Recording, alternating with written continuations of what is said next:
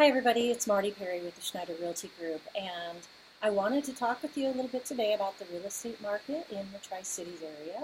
If you're a seller, it's a seller's market, so a great time to get your home listed, make a move in the right direction. If you're a buyer, this can be a very frustrating market because you're often going up and competing against other offers. As agents, we're seeing a lot of multiple offers in the market right now. I have represented sellers who've received multiple offers, and I've represented buyers where we're putting in and we're going up against maybe 6 other offers. It's just crazy. So I wanted to give you a couple tips on, if you're a buyer, how to make your offer a little more appealing than the next guy's. These certainly aren't guaranteed, but little tips that I found have been working.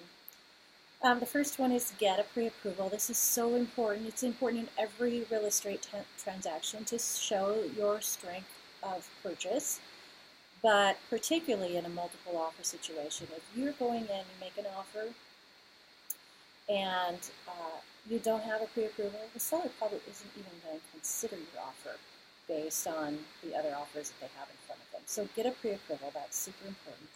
The next thing is increase your earnest money if you can.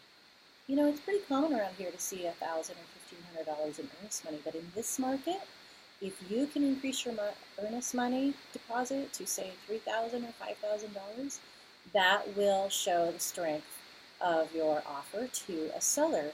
And just remember, you're going to get that earnest money back. Either it goes towards the purchase price, or if there's a problem with contingencies such as financing or inspection, you actually get that money back. So don't be afraid to increase your earnest money. Item number 3 is shorten the contingency periods. So inspection contingency, financing contingency, whatever other contingencies there might be, shorten those time periods so that it's more appealing to the seller.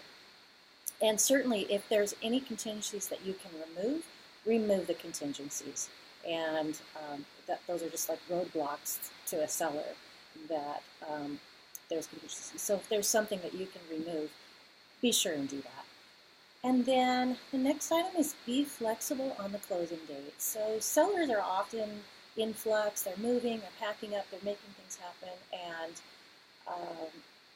if you can put a date on your contract, but then also express to a seller that you're flexible, that may be just the thing they need to remove the stress from them and make your offer more appealing than somebody else's. So be flexible on your closing date.